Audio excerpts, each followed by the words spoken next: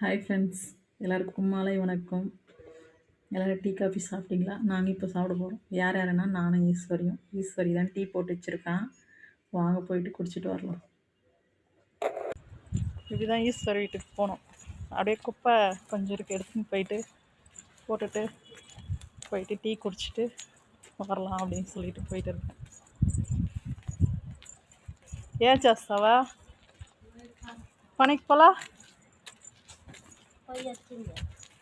ఏంటికి అది?